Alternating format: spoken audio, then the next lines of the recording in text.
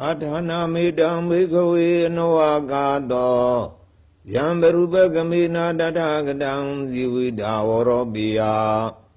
Anubagamina bhikkhave dadagadabarini vayandi Idina desa uzina tuti me hodu dabara Adhana midam bhikkhave novagato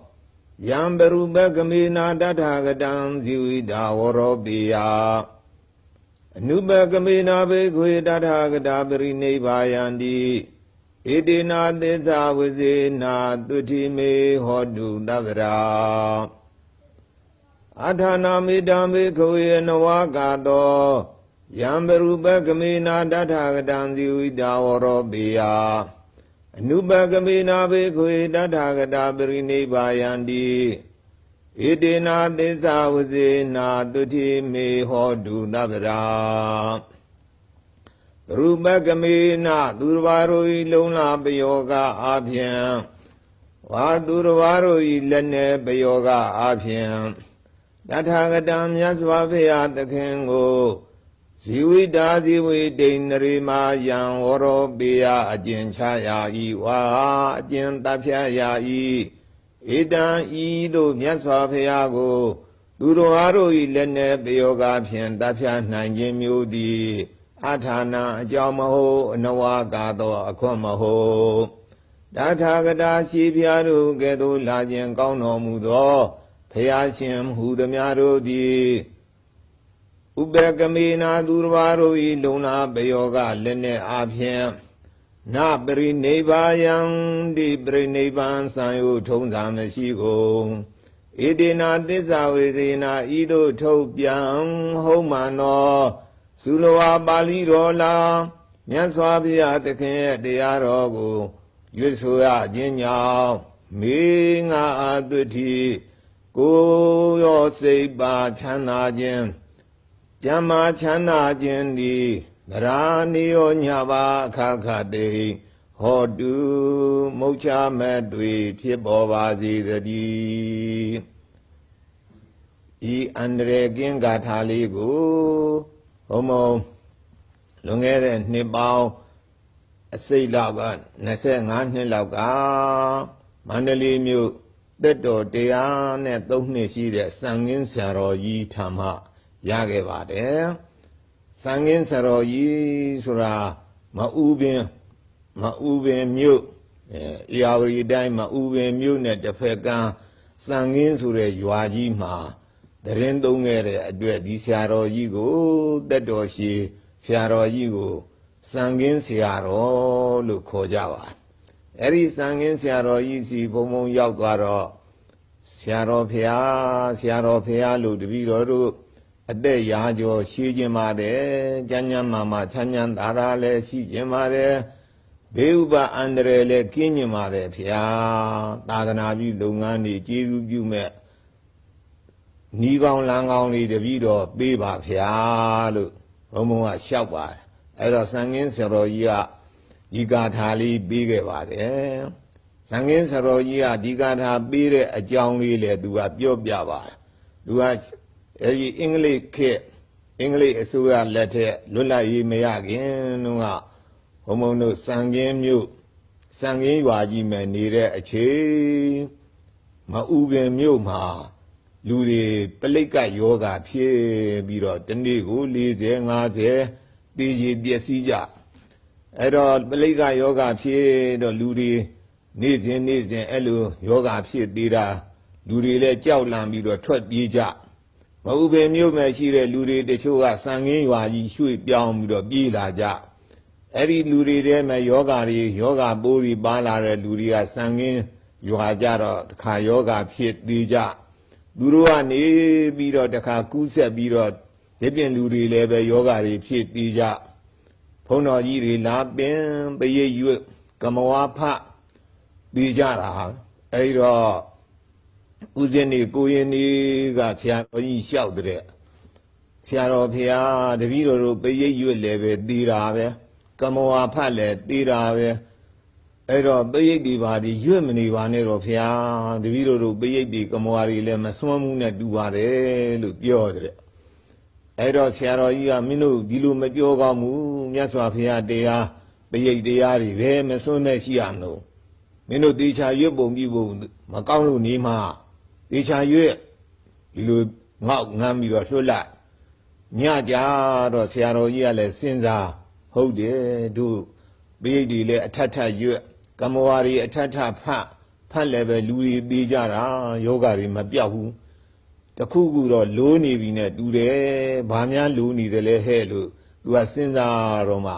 သူ့ငယ်ဆရာပြောဘူးတဲ့စကားလေးအမှတ်ရတယ်ငယ်ဆရာကဘယ်လိုပြောဘူးတယ်လဲဆိုတော့ငါတပည့်ရန်ခါမဲ့ပရိတ်တွေရွတ်လည်းပဲမစွန်းမဲ့ဖြစ်တတ်တယ်ကမ္မဝါရီဖတ်လည်းပဲမစွန်းမဲ့ဖြစ်တတ်တယ်အဲ့လိုပရိတ်တွေကမ္မဝါရီမစွန်းမဲ့ဖြစ်နေတဲ့အခါဆိုရင်ဟောဒီဂါထာလေးတာနောက်ပိုင်းက3កောက်ရွတ်လိုက်ကွာအဲ့ဒါဆိုစွန့်တာပဲလို့ဆိုပြီးတော့ခုနရွတ်ပြတဲ့ဂါထာလေးကို3កောက်ရွတ်ခိုင်းတယ်ဟုတ်ပြီတို့ဒီဂါထာလေးကျမ်းနေလို့မစွန့်တာပဲဆိုပြီးတော့သူကဘောပေါ်မယ်မြေပြူတာနဲ့ခုနဂါထာလေးရေးပြီးတော့ကြောင်းရှိတဲ့ဥစဉ်တွေကိုရင်နေအကုန်ခေါ်မင်းတို့ဒီဂါထာရအောင်ကျဲမရတဲ့လူမအိပ်ရဘူးတရားလုံးကြက်ခိုင်းမှာရတဲ့လူကတော့သွားတော့ဆိုတော့တချို့ညံကောင်းတဲ့လူကတော့တစ်ခေါက်နှစ်ခေါက်ကြက်လိုက်ရဆရာတော်ကြီးပြန်ပြသွားအဲ့ဒါလို့နဲ့နောက်တနေ့ကြာတော့ပရိတ်ရွတ်ကမ္မဝါဖပြီးပြီဆိုရင်ခုနပြောသလိုဒီဂါထာလေးကို3កောက်ရွတ်လိုက်3កောက်ရွတ်လိုက်တယ်ဆိုရင်အဲ့ဒီရွတ်တန်ကြားတဲ့ပုဂ္ဂိုလ်တွေအကုန်လုံးယောဂဖြစ်တဲ့ပုဂ္ဂိုလ်တွေလည်းပြောက်ယောဂမဖြစ်သေးတဲ့ပုဂ္ဂိုလ်တွေလည်းမဖြစ်တော့ဘူးစွမ်းမီဟေးသူမှနီးကောင်းလန်းကောင်းတွေ့ပြီကွာဆိုပြီးတော့သူတို့ကကြိုးစားရွတ်ကြကြောင်းရှိတဲ့ဥစဉ်တွေကိုရင်တွေတရားမှအတန်မထွက်တော့ဘူးတဲ့ဟိုအိမ်လိုက်ရွတ်ဒီအိမ်လိုက်ရွတ်တချို့ကလည်းပဲဘေးရွတ်ဖို့ကမ္မဝါဖဖို့ဘေးပွဲလေးအုံဘွယ်ငပြောပွဲလေးမတတ်နိုင်တော့ဆရာတော်တွေလာမပင့်ဘူးတဲ့မပင့်ရဲဘူးဒါသူတို့ကတရင်ကြရင်သွားရွတ်လာပဲမင်းတို့ဘာမပင့်ရဲရမလို့ကွာသူအုံဒီငပြောဒီလိုချင်လို့မဟုတ်ဘူးရွတ်မယ်ဆိုပြီးတော့မပင့်တဲ့ကိုတော်တွေလည်းမပင့်တဲ့အိမ်တွေလည်းပဲသွားပြီးတော့ရွတ်ကြအဲ့တော့ကြောင်းမရှိတဲ့ဥစဉ်ကိုရင်တရားမှအတန်မထွက်တော့ဘူးတဲ့အတန်ဝင်းကုန်တာအဲ့တော့ဆရာတော်ကြီးကစဉ်းစားပြန်တယ်ကြောင်းရှိတဲ့ကိုရင်ဥစဉ်တော့အတန်မထွက်တော့ဘူးဘယ်လိုလုပ်ရမလဲဆိုတော့နောက်ကြကျိုးလေးတွေကျိုးလေးတွေပရိတ်ကျိုးလေးတွေတစ်ထောင်တွာဆိုတော့တပေးနဲ့6လက်မှာပေါ့တစ်ထောင်တွာဆိုတော့2ပေလောက်ထားကြပါစို့အဲ့ဒီလောက်2ပေလောက်2ပေတာလောက်ကျိုးလေးတွေအကုန်ဖြတ်ပြီးတော့ကျိုးလေးတကြိုးမယ်အထုံး9တုံးကြီးထုံးတယ်သူကအထုံး9တုံးကြီးထုံးတာကဗုဒ္ဓံတရဏံကိစ္ဆာမိဓမ္မံတရဏံကိစ္ဆာမိသံဃံတရဏံကိစ္ဆာမိအထုံးလေးတစ်ထုံထုံလိုက်ဒုတိယံပိဗုဒ္ဓံတရဏံကိစ္ဆာမိဒုတိယံပိဓမ္မံတရဏံကိစ္ဆာမိဒုတိယံပိသံဃံတရဏံကိစ္ဆာမိဒုတိယအထုံးလေးတစ်ထုံထုံတတိယံပိဗုဒ္ဓံတရဏံကိစ္ဆာမိတတိယံပိဓမ္မံတရဏံကိစ္ဆာမိတတိယံပိသံဃံတရဏံကိစ္ဆာမိတတိယအထုံးလေးတစ်ထုံ3ထုံဖြစ်သွားပြီးတော့မှတန်ဗုဒ္ဓေဂါထာရွတ်ပြီးတော့တစ်ထုံပြီးတော့မှအထာဏမေတံဒီဂါထာအထာဏမေတံဘိက္ခွေနဝဂါတောယံပရုပကမေနာတထာဂတံဇိဝိတာဝရောပိယအနုပကမေနာဘိက္ခွေတထာဂတပရိနိဗ္ဗာယံတိဧတေနသစ္စာဝဇိနာတုတိမေဟောတုတဗရာသူများအတွက်ဆိုရင်တော့တုတိတေဟောတုတဗရာအဲ့လိုရွတ်ပြတထုံးအဲ့လုံးနဲ့9ထုံးပေါ့ဗုဒ္ဓံတရဏံကိစ္ဆာမိနဲ့တထုံးဒုတိယမိနဲ့တထုံးတတိယမိနဲ့တထုံးသံဗုဒ္ဓေဂါထာရွတ်ပြီးတော့တထုံးအာထာဏမေတံ3កောက်တထုံးအဲ့လိုနဲ့ထုံး9ထုံးထုံးပြီးပြီဆိုတာလက်ဖွဲ့လေးဖြစ်တပိတ်ထဲထည့်ထားဥစဉ်တွေကိုရင်နေသင်ပေးပြီးတော့အားလုံးရှိတဲ့ဥစဉ်တွေကိုရင်နေလက်ဖွဲ့ထိုးတတ်သွား1900ပေါ့အဲ့လိုလက်ဖွဲ့တွေထိုးထားပြီးပြီဆိုတပိတ်တွေထဲထည့်ပြီးသိမ့်နေသွားကြောင်းရှိတဲ့ဥစဉ်တွေကိုရင်နေအကုန်လုံးဝိုင်းပြီးတော့ပရိတ်ရွေ့ကမ္မဝါဖတ်ပြီးပြီဆိုလို့ရှိရင် ဘုံဘုံတို့ပြေရွတ်ကမဝါဖတ်ပြီးရင်အဲ့ဒီအထာနာမေတံဂါထာ3ခေါက်ရွတ်ဖတ်လိုက်ပါတယ်ရွတ်ဖတ်လိုက်လို့ရှိရင်ဒါသိတိမြောက်တယ်တဲ့အဲ့တော့နောက်တစ်ခါနောက်တနေ့ကျတော့ရွာတွေကလူတွေလာကြတပည့်တော်တို့အိမ်ပေးရွတ်ကြပါအောင်ဖျားယောဂဖြစ်လို့ပါဖျားမင်းတို့အိမ်လူပဲ2ယောက်တို့9ယောက်ပါဖျားဆိုရင်လက်ဖွဲ့လေး9ခုပေးလိုက်အဲ့ဒီလက်ဖွဲ့လေး9ခုတစ်ခုကိုလူတစ်ယောက်လက်မောင်းမဲ့ချီးထားလက်မောင်းမချီးခြင်းတဲ့ပုဂ္ဂိုလ်ကလေပင်မဲ့ချီးထားလိုက်အကုန်ယောဂါတွေပျောက်ဖြစ်ပြီးသားယောဂါတွေပျောက်မဖြစ်သေးတဲ့ပုဂ္ဂိုလ်တွေလည်းမဖြစ်တော့ဘူးဟမ်ပြီဟေးဆိုအဲ့လိုလို့အဲ့လိုနဲ့သူစံငင်းဆက်ရွာကြီးမှာရှိတဲ့ပလိကယောဂါတွေကဲခဲ့တဲ့အကြောင်းဆရာတော်ကြီးကဘုံဘုံကိုအမိန့်ရှိပါတယ်အဲ့တော့ဘုံဘုံကလည်းသဘောကျပြီးအဲ့ဒီကစပြီးတော့ခုနှစ်ပေါင်းအစိမ့်လောက်30လောက်ရှိသွားပါပြီပရိသေရွတ်ကမဝါရီဖပြီးပြီဆိုရင်အာထာနာမေတ္တာ3ခေါက်ရွတ်ပါတယ်အဲ့ဒါရွတ်တဲ့အတွက်အလွန်တရာမှအကျိုးအာနိသင်ရှိ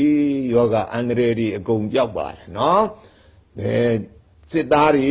ဘုံဘုံစီလက်ဖွဲ့လာတောင်းစစ်သားတွေလာလက်ဖွဲ့တောင်းရင်လည်းပဲဒီလက်ဖွဲ့လေးတွေဘုံဘုံကထိုးထားမထိုးရသေးဘူးမရှိဘူးဆိုရင်မင်းနောက်နေ့မှလာခဲ့ငါလက်ဖွဲ့ထိုးထားလိုက်မယ်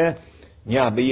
ပဋ္ဌာန်းရွတ်လို့ရှိရင်လည်းပဋ္ဌာန်းရွတ်ပြီးတဲ့နောက်ပဋ္ဌာန်းရွတ်တဲ့အခါလက်ဖွဲ့တွေကိုင်းပြီးတော့ရွတ်အဲ့လိုရွတ်ပြီးတော့စစ်သားတွေပေးလိုက်ဆိုစစ်သားတွေတိုက်ပွဲတွေပါတယ်မြအန္တရာယ်ကင်းတဲ့အကြောင်းသူတို့ကပြန်ပြောင်းပြီးတော့ပြောပြပါတယ်အဲ့ဒါကြောင့်ခုတရားနာပရိသတ်အပေါင်းသူတော်ကောင်းတို့တိုင်သူပြည်သားလူများတို့ချမ်းသာအောင်ဒီဂါထာလေးအန္တရာယ်ကင်းဂါထာလေးကိုနေ့စဉ်ရွတ်ဖတ်တရဆဲကြပါရွတ်ဖတ်တရဆဲတဲ့ဖြင့်အလွန်တရာဆိုးရတဲ့ယောဂကြီးတွေဧကန္တပြောက်ပါတယ်ဘေးဥပအန္တရာယ်ရန်တော်တဲ့မုန်တိုင်းဘေးကြီးတွေလည်းကင်းဝေးပါတယ်အလုံးသောပရိသတ်ပေါင်းသူတော်ကောင်းတွေနဲ့ကအတိုင်းလူပြည်သားလူအများတို့ဘေးဥပအန္တရာယ်ရန်တော်တွေကင်းပြီးတော့သာသနာအကျိုးတိုင်းပြည်အကျိုးတေဖို့ရွတ်ဆောင်နိုင်ကြပါစေဘုံဘုံဒီဂါထာလေး3ခေါက်ထပ်ပြီးတော့ရွတ်လိုက်ပါဦးမယ်ရွတ်ပြီးရင်ပြီးပါပြီနော်အထာနာမေတံဘေခဝေနဝကာတောယံဘရုပကမေနာတထကတံဇီဝိတာဝရောပိယအနုပကမေနာဘေခဝေတထကတာပရိနိဗ္ဗာယန္တိဣတိနာသစ္စာဝစေနာတုတိမေဟောတုတပ္ပရာအထာနာမေတံဘေခဝေနဝကာတောယံဘရုပကမေနာတထကတံဇီဝိတာဝရောပိယအနုပကမေနာဘေကဝေတထကတာပရိနိဗ္ဗာယန္တိဣတိနာသစ္စာဝစေနာတုတိမေဟောတုတပ္ပရာအထာနာမေတံဘေကဝေနဝကာတောယံဘရုပကမေနာတထကတံဇီဝိတာဝရောပိယအနုပကမေနာဘေကဝေတထကတာပရိနိဗ္ဗာယန္တိဣတိနာသစ္စာဝစေနာတုတိမေဟောတုတပ္ပရာသာဓုသာ